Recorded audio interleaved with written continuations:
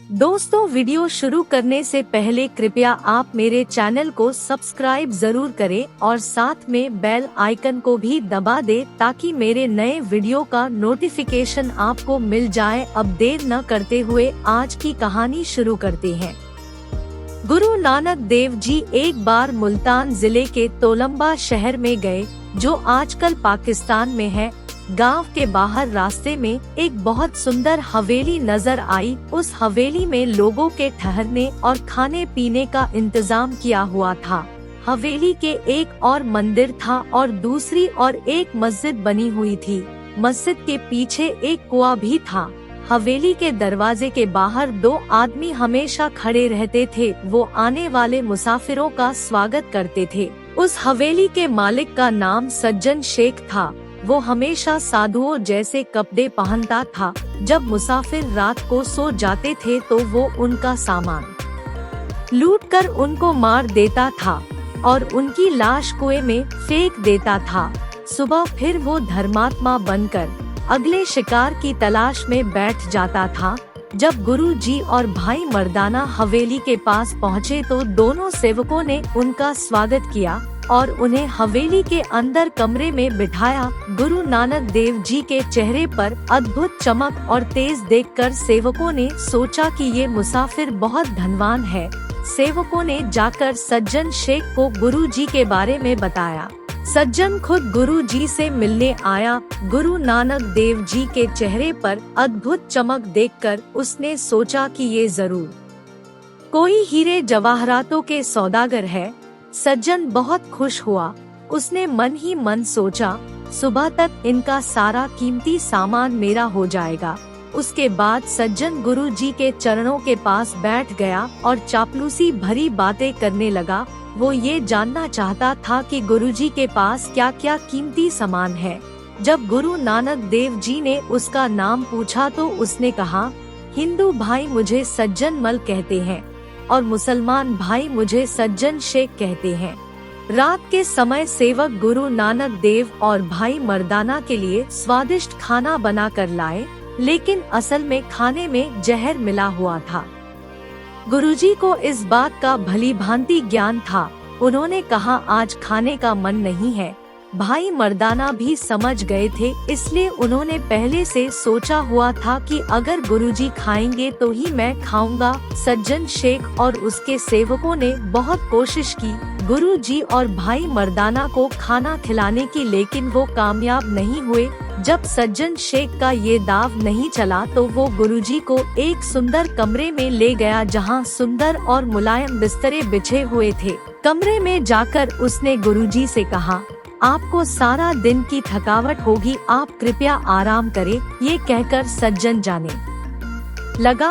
गुरुजी फर्श के ऊपर ही समाधि लगाकर बैठ गए और कहा, हम तो फकीर हैं, हमें नरम बिस्तरों की जरूरत नहीं है।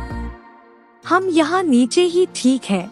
हमें परमात्मा ने जिस काम के लिए यहाँ भेजा है, हमें वो करना है। अभी आराम करने का समय नहीं आया है।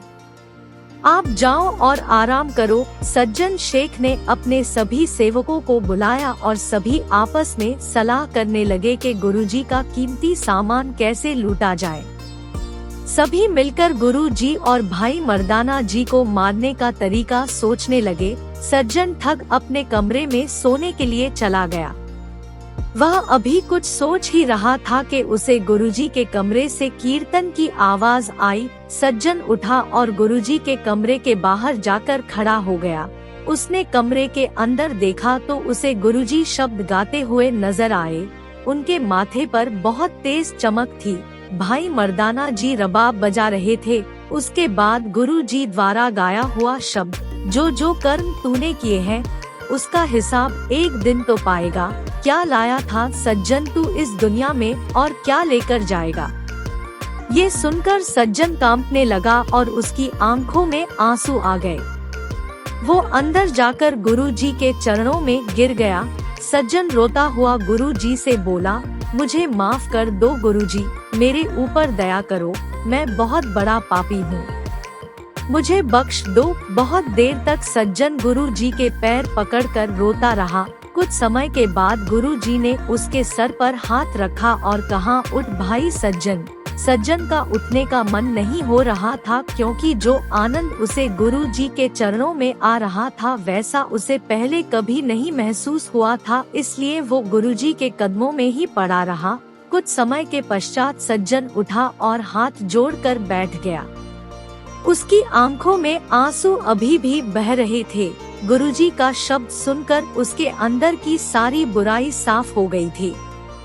वो पश्चाताप से भर गया था। फिर उसने गुरुजी से अर्ज की, मेरे सभी पापों को आप क्षमा कर दे।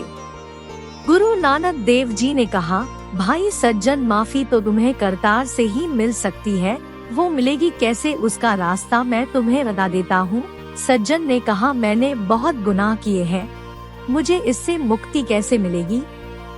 गुरु नानक देव जी ने कहा, जो भी पैसा तुमने लूटपाट करके इकट्ठा किया है वो सभी गरीबों में बांट दो। दूसरा काम तुम ये करो, ईमानदारी और हक हलाल की कमाई करो और अपना गुजारा करो। सज्जन ने ऐसा ही किया। उसने सारी धन संपत्ति गरीबों में बांट दी। सज्जन अब नाम से ही नहीं, काम से भी सज्जन बन गया। सज्जन अब गुरुजी का शिष्य बन गया और वाहेगुरु जपने लगा। गुरु नानक देव जी की सुंदर साखी से हमें यह शिक्षा मिलती है कि हमें जीवन में हमेशा मेहनत और हक हलाल की कमाई ही करनी चाहिए, क्योंकि मेहनत की कमाई में जो खुशी मिलती है वो बेईमानी की कमाई में नहीं, और मालिक भी इससे खुश होता है।